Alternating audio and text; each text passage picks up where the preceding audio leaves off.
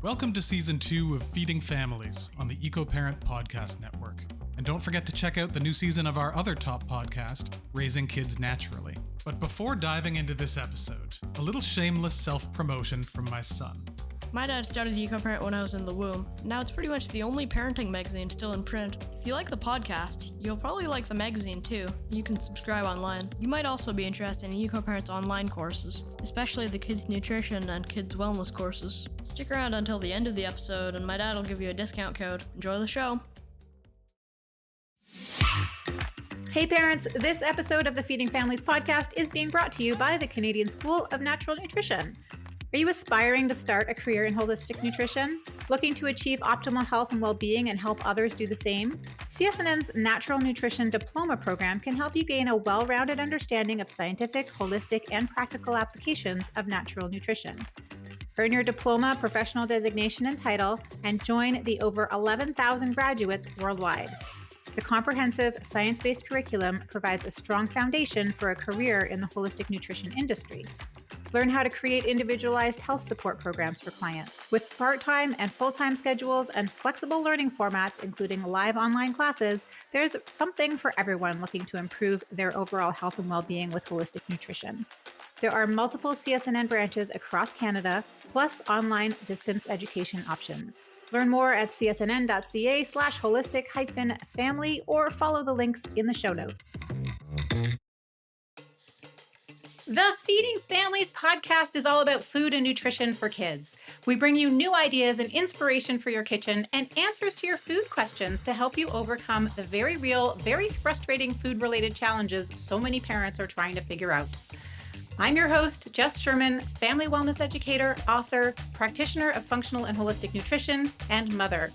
I want you to develop unwavering confidence in the choices you make every day. So let's get into Feeding Families.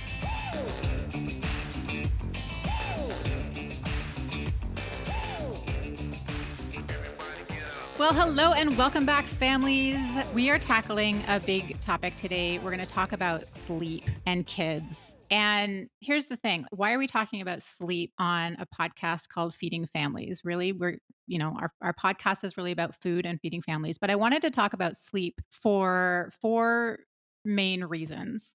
First of all, because sleep is one of the core needs for kids. It is one of the core nourishment needs, one of the things that our bodies know intuitively, come to expect, and really need for good mental and physical health. And this season of Feeding Families, we're expanding that definition of nourishment to include all the different ways that we nourish our kids. And sleep is definitely a way that we nourish our kids. The second reason I wanted to bring up the topic was because it's a great place to start, actually. I find with my clients, it's a great place to start when you want to improve your child's health, especially if you feel like you can't tinker with food, because food and sleep are related, which is the third reason I wanted to bring this up, which is that what your kids eat and how they eat might affect their sleep. And then also how your kids sleep can affect things like appetite and how they're eating. So it might feel like a stretch when I first say, we're talking about sleep on Feeding Families, but there is absolutely a connection. And to help me with the conversation, I have a guest with me, Dr. Alexa Torontow, who is my podcast sister this season, who is the host of the other Eco Parent Network podcast called Raising Kids Naturally, and she's a naturopathic doctor. And I thought, what a great person to come and help me with this conversation. So, welcome, Alexa. I look forward to talking about this with you. Yeah, so happy to be here. Sleep is such a loaded topic for parents, and it can be so tricky and multifaceted to navigate. So I'm really excited to shed some light on some aspects of the connection of sleep and nutrition that I think a lot of people aren't as familiar with. So I'm excited to get that information out there. Yeah. And just to clarify, Dr. Toronto is in clinical practice. So, you're working with lots of families, you're working with lots of kids. And so I want to ask about your clinical experience and sort of some of the things that you see work, because I can't tell you the number of folks who come to see me who have issues with sleep, whether it's getting their kids to sleep or their kids staying asleep or, their kids getting up in the night. Sometimes kids are getting up and like sleepwalking or having nightmares. Sometimes they're sleeping okay, it seems, but they don't feel well restored in the morning. Sometimes they're just waking up super, super early, and parents wonder whether their kids are getting the right amount of sleep, right? So, to frame this conversation out, let's just really quickly go over the guidelines. And guidelines are interesting. I think you'll agree because they're just numbers, right? Right, because it depends on your kid. But for a guideline perspective, we have the National Sleep Foundation recommendations, which is that newborns are going to sleep 14 to 17 hours on average. As they get a little bit older into their first year, that shifts just a little bit from like 12 to 15. And then it goes down quite a bit sometimes in the first 2 years of life. It goes down to around 11 to 14 hours. Preschoolers, it then goes down even a little bit more to 10 to 13 hours. School age children, 9 to 11 hours. And then teenagers, everything shifts. We can have a whole conversation about teenagers because their circadian rhythm does shift, but they still need around 8 to 10 hours. And then it goes down from there. And as we get older, we need less sleep. What are your thoughts about how important recommendations like that are? What do you think? How do you approach these sorts of things? Yeah, no, it's a good question, and you kind of already said it. I think they're guidelines. Like I'd like to look at everything as like loose guidelines. Obviously, everyone's so individual. Kids are so different, and I've even witnessed it. I mean, I do see it clinically, but even my own daughters, my second daughter sleeps so much more than the first. And we did all the same, like we did all the same things: nutrition, routine, all of that, and like her sleep demands and needs are just higher. It's like I've even seen it with my own kids going through that when they're young. I would say guidelines are just that. They're loose guidelines. Again, it's so health and sleep included. It's so nuanced. It's a good thing to aim for in guidelines, but again, there's going to be some differences based on each individual kid. Yeah, yeah, for sure. I mean, when I look at sleep, I think what matters is that it's consistent, really, and that they feel well rested in the morning. But I definitely have seen. I mean, I work with a lot of kids who have emotional regulation problems, and I certainly see dysregulated sleep as a both a cause and a symptom. Right? It's like that these kids are stuck in a vicious cycle because the more stressed they are, the more sleep we need. Right? So, and we've all felt that. Like when your body's under stress, you feel more tired. When you're sick, you need more rest, right? So when a body is under stress, you need more sleep, and a lot is happening during that during that sleep, right? So I like to use the benchmark of like, do they seem well rested? Is their brain functioning well? Are they growing well? Are they really grouchy? Do they get exhausted throughout the day? Those sorts of things. Because you're right, it depends on each kid. Yeah, and like exactly what you're saying. That's I usually work backwards. It's like, if they're thriving and they're emotionally well regulated and balanced and they're sleeping 2 hours that's less than the guidelines, it's like that tells us more than it's like we don't have to fix something that's not broken. So exactly like you're saying, it's we look at the whole picture and how everything's going. And I mean, if people are coming to see us, usually something's not going well, and then we'll tease it apart. But because sometimes parents have asked me, they're like, like my kid's sleeping a bit less than it says, but if they're doing great and they're thriving, then don't worry about it. Doesn't like they're not robots, right? Every kid's going to be a bit different. Yeah, yeah, and we've had quite a few discussions on this podcast about being the CEO of your family's health and tuning into your kids and tuning into your intuition, and you get to decide whether you're worried or not, right? So yeah. So in your practice when you work with kids, what are some of the things you see that are contributing to poor sleep, whether that's difficulty falling asleep or staying asleep? What do you see most of? There's 2 things I see the most. One of them is usually blood sugar regulation. I find sometimes when kids, if they come home, especially if they're in daycare or school, if they, because we're not like I know daycares and schools like it can report how much they eat, but you're never really sure. So sometimes I know I've worked with parents that assume their kids are getting enough when they're out of the house, but then they're not eating close enough to bedtime. And then so what happens when your blood sugar levels fall too low, and this happens to adults as well, you're going to wake up. Like that's our body's natural response is to wake up. It's a survival mechanism.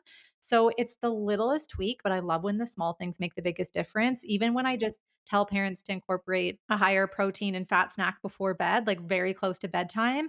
That can help kids not so much fall asleep, but definitely if the kids that are waking up a couple hours after falling asleep or middle of the night, I find us implementing a bit more fat and protein, especially before bed, really can help stabilize that and keep their kids satiated and full and stay asleep. So that's one. That's a big one. I love when that comes up because I find it's the easiest tweak to just like incorporate a high fat, high protein bedtime snack. And like sometimes that is enough to move the needle for kids' sleep. Yeah, yeah, and it seems counterintuitive. I see that a lot too, and it seems counterintuitive to think, but your child, like, sometimes they don't have the energy to get through the night, and it feels counterintuitive to say that because you're like, they're asleep, they don't need energy, but their metabolism's still running, they're still detoxifying, they're growing, like, their brain is working, they're incorporating all of their learning. So much is happening in that sleep that they actually need a significant amount of energy. And you're absolutely right that if their energy drops, they're going to wake up because that's what we do when our energy drops. We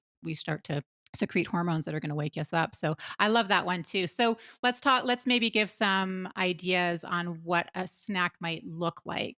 So do you have any favorites? Yeah, again, it depends on the kids, especially with the age. If there's some usually I see a lot of kids that, are very particular, but it's like if they'll like a spoonful of, like, nut butter or seed butter, just something that's, like, easy, satiating, it doesn't take even 20 minutes to prepare, even just something like that. And even younger kids, I like that one too, because especially if I mean, we have a lot more options as kids get older and have a lot more variety, but I love that for even younger kids. Most kids seem to like it, and it's easy. You just take a tablespoon of it, and it's a decent amount of calories and fat, and some nut butters are higher in protein than others, but I love that one just because it takes 2 seconds. It doesn't take any prep, especially for the parents that are find bedtimes, like, hectic or if you have multiple children to manage, just getting something in like that, I find that's for me personally the easiest one to just sneak in right before bed. Yeah, and you could do sunflower seed butter if your child's allergic to nuts. I like apple slices dipped in nut butter, I think is also a really nice one. And even a little bit of honey. I know it's kind of, we don't want to give our kids sugar before bed, but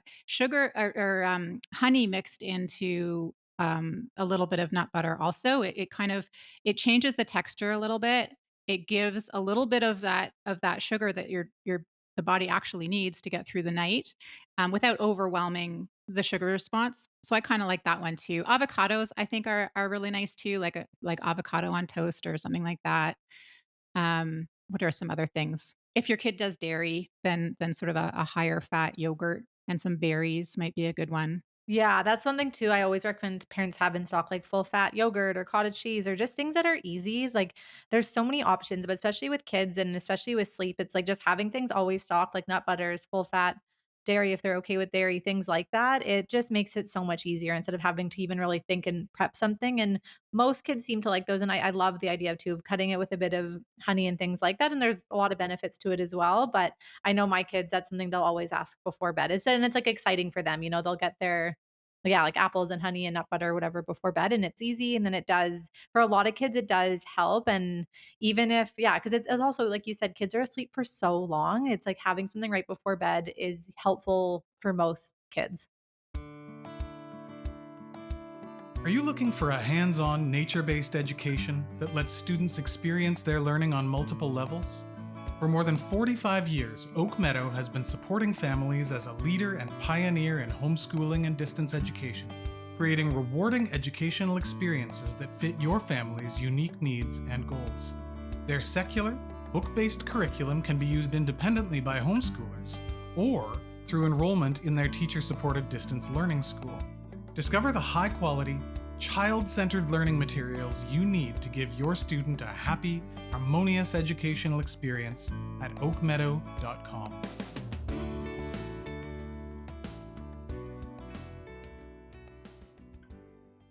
What would you say, to parents who are like, "Yeah, I don't wanna get into that pattern," because, like, we have dinner, and then they're always asking for snacks, and if they know that they're gonna get a bedtime snack, I feel like that's enabling, bad behavior or things like that. What are your thoughts on that? Yeah, it's really individual. Like I think it's a lot of the language too when it comes around like that. Like personally, like, I don't tell my kids, "Okay, if you don't eat your whole dinner, you can't have this." Like, it's not really, I haven't experienced that personally where they'll hold out. Like, usually, like, if kids are hungry, that they're gonna eat, and I'm very flexible with it. Like, I don't think it's a bad habit at all. Like, I find it very helpful. It's something, like, I do for myself, I do for my kids. It's like, I don't actually think it's a bad habit. I know culturally in society, a lot of people are like, never eat after 7 or whatever it is. I personally disagree with that. I think, eat when we're hungry. Kids also a lot of them are grazers. A lot of them won't sit and eat a full meal. So the way we operate is we kind of do like 5 to 6 smallerish meal snack things because my kids, they're at the very busy age. My kids right now are 1.5 and 4.5. They are not sitting at a table for 30 minutes eating a meal.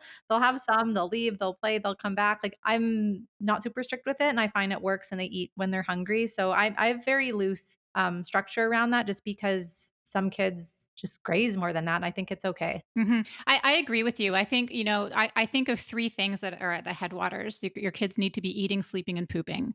And if one of those things is out of balance, you're going to have downstream effects. And so sleep, like if your child's not sleeping well and you want to focus on sleep, I think we bring in all the strategies and it's not going to last forever. I mean, I do find that kids grow out of it, especially if you can start to incorporate good blood sugar practices like more fat, more protein, more fiber throughout the day. Then eventually they don't need that evening snack anymore and they start to sleep better. But they're in this like vicious cycle when they're not sleeping, and their poor sleep can affect their appetite, and then their appetite affects their sleep and their blood sugar, and so they're in this vicious cycle. We've got to break it. So I love the bedtime snack for that. Yeah, and it's not like we're giving them a liter of ice cream before bed. Like, that would be very different. If you're offering them something healthy like apples and nut butter and honey, it's like yeah, I don't. I think especially if it's whole foods, it's like I don't really care what time you're eating them. It's just another option of whole foods. I don't personally think it's a bad habit, but like you said too, it's not forever. And if that is the thing that helps them sleep, like everybody benefits when everyone sleeps more. What was the other thing you said? That there were two things that you see a lot? What was the other thing? Yeah, the other one, I find this especially when kids are extremely particular, is iron. So when you're low in iron, that can cause you to wake up at night. It can cause you to be really restless and anxious. Like, there's so many impacts of being iron deficient.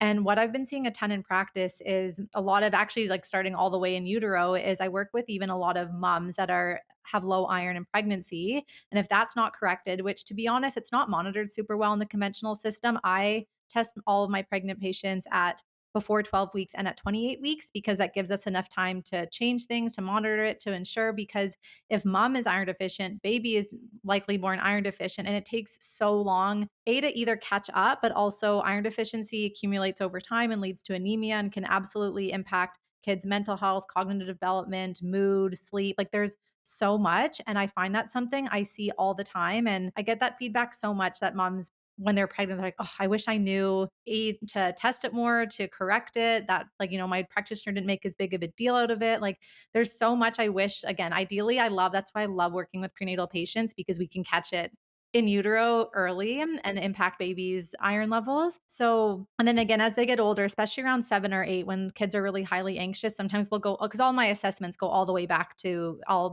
pregnancy. And more often than not, they're like, "Oh yeah, I actually was always anemic. I never corrected it." And then it just leads to the next generation, essentially.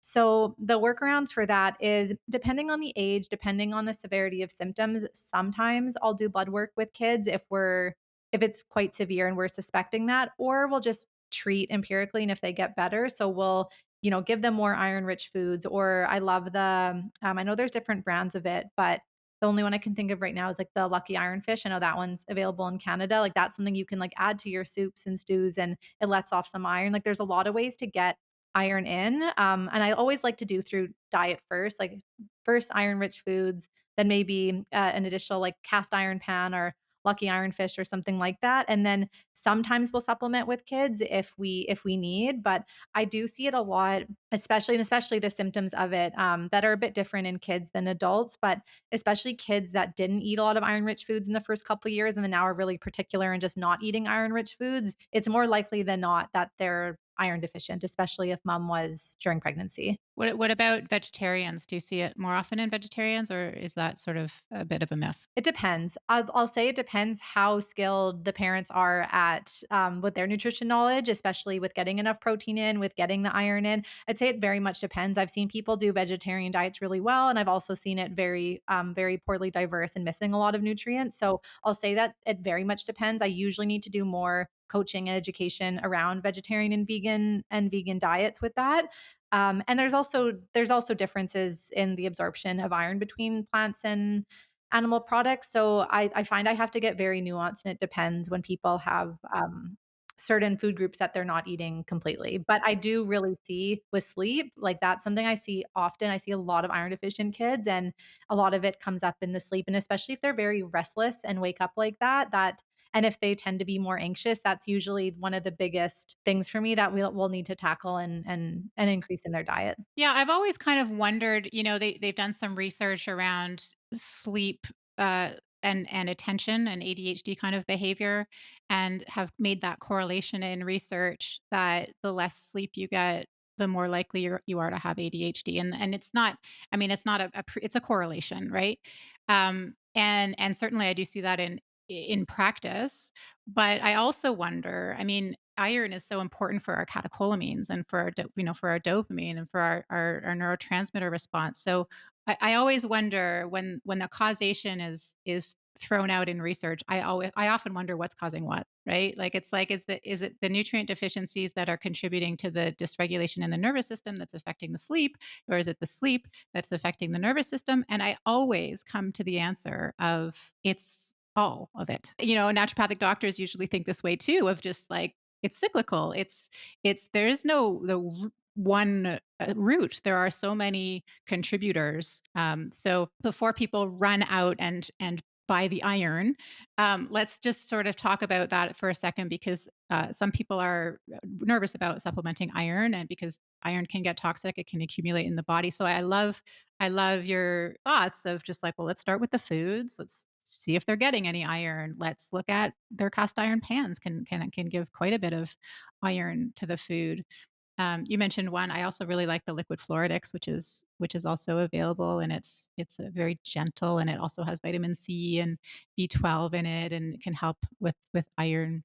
It's also a pattern that I've been noticing in genetics since I've been running genetic panels. I often see it's one of the factors we look at is how do you transport your iron, and some people don't use it as efficiently as other people, right? So yeah, lots of pieces. Something you said too that has been really interesting, the correlation. I know in retrospect, I sometimes have patients. I always tell them like, once we know better, we can do better. This isn't all public knowledge. We're not all born with all this information, and we have to. Again, that's why I'm so passionate and excited about platforms like this to get the information out. Because I do wish everybody knew some of the things that we speak about.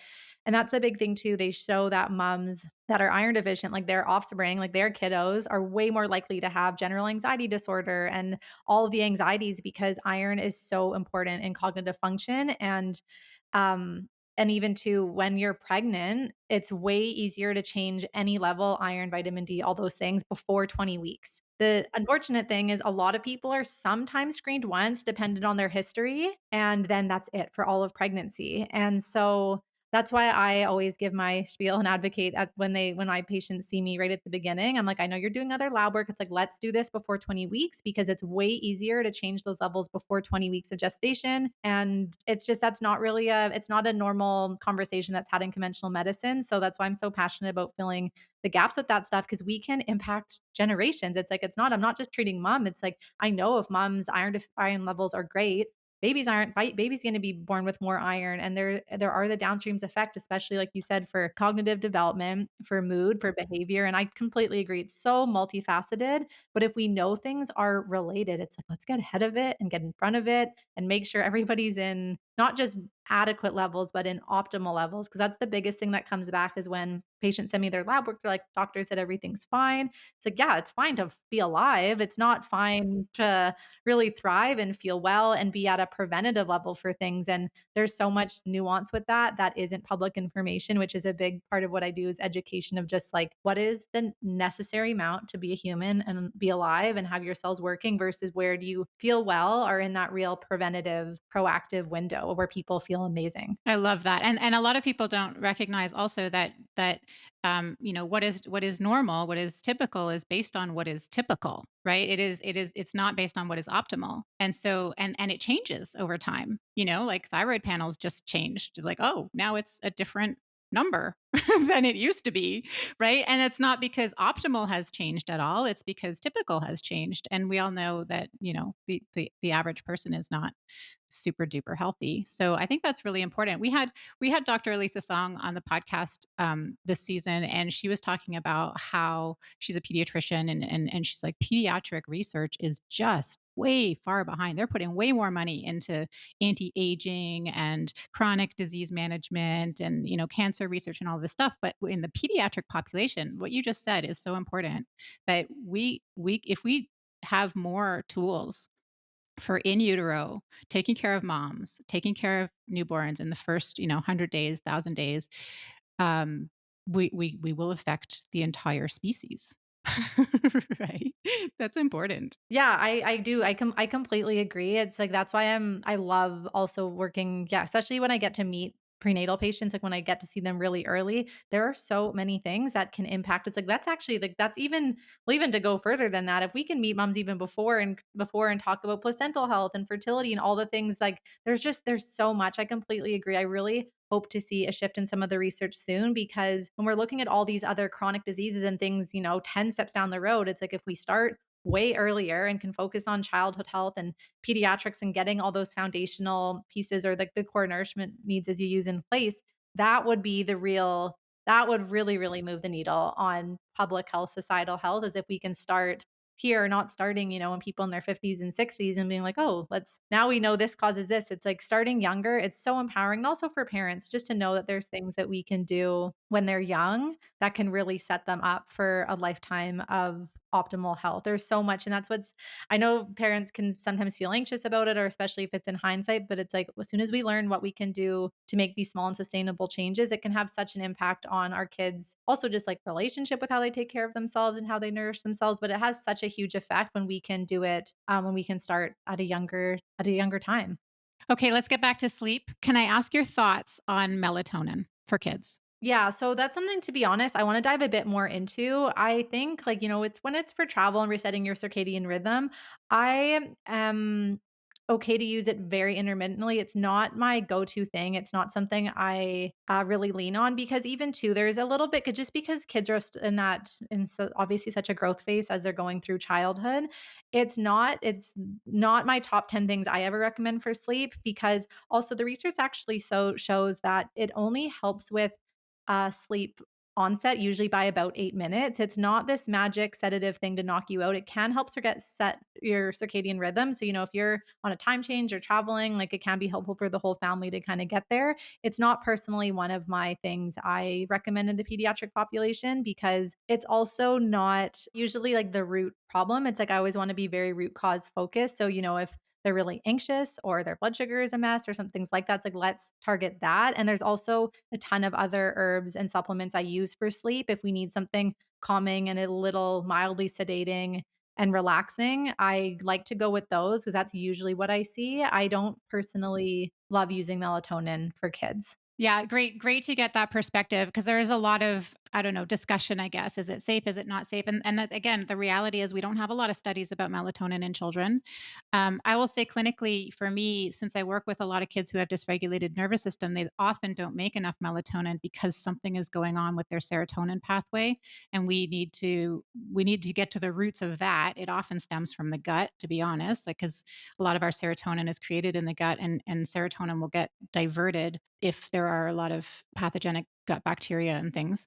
And we need serotonin to make melatonin. So I find that a little bit of melatonin sometimes does break the cycle. But, to your point, it's not something we want to have kids on for a long time because it's not the actual problem, right? So if I am ever going to use melatonin, I use it as a pattern interrupt to be like, okay, we got to get some sleep here because when the kid's sleeping, nobody's sleeping, right? When the kid's not sleeping.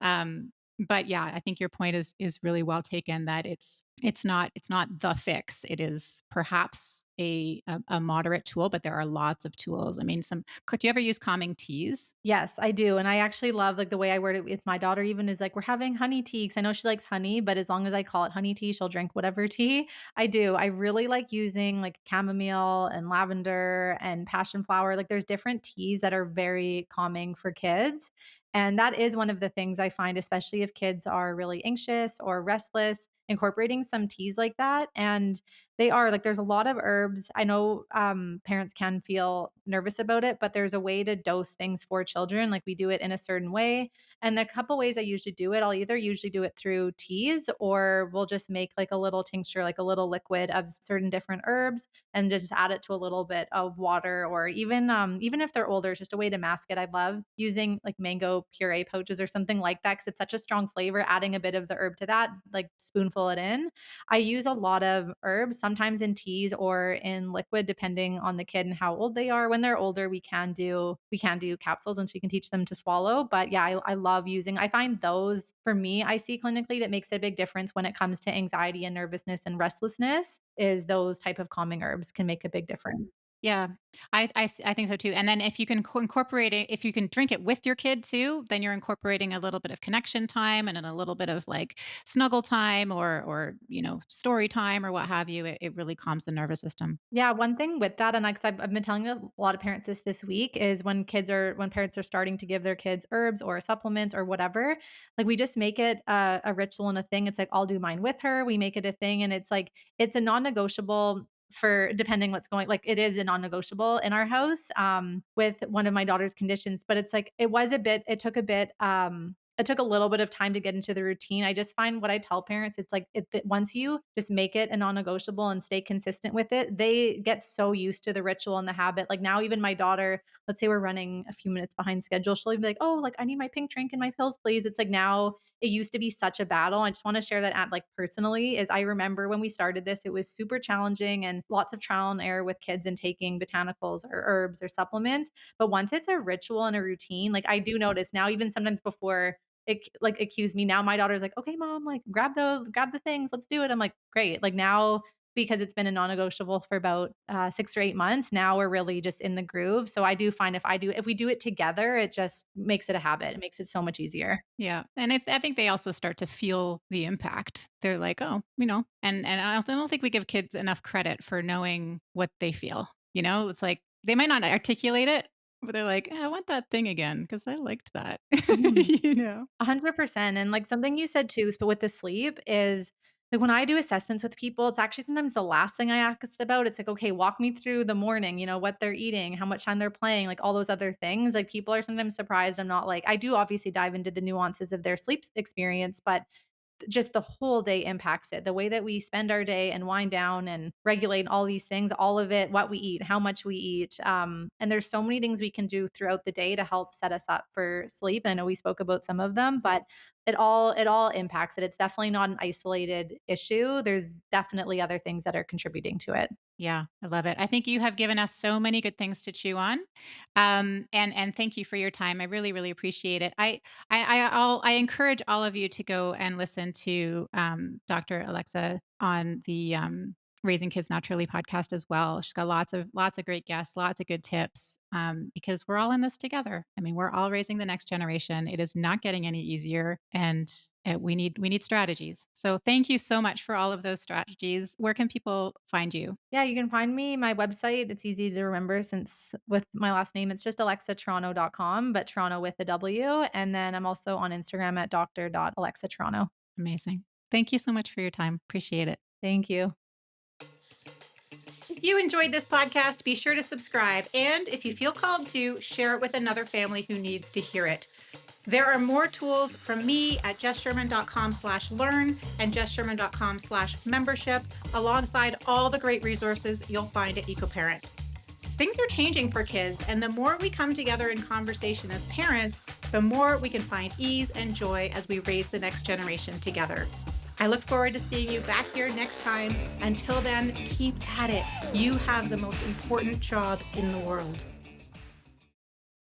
Thanks for listening. We hope you enjoyed the episode. If so, please consider leaving a review and subscribing to the podcast. If you think this podcast is great, our host, Jess Sherman, has condensed everything you need to know to nourish your family into a truly fantastic 7-hour video course. You can learn more at ecoparent.ca/learn. It will change the way you think about feeding your family. You might also be interested in our Kids Wellness course, taught by Dr. Leslie Solomonian. As a thank you for listening, I'd like to offer you a 15% discount on any one of our online courses or any subscription to EcoParent magazine. Just head on over to ecoparent.ca, hit the Eco Shop button in the navigation bar, and use code FEEDING15 at checkout. All caps, no spaces, that's FEEDING15. Till next time.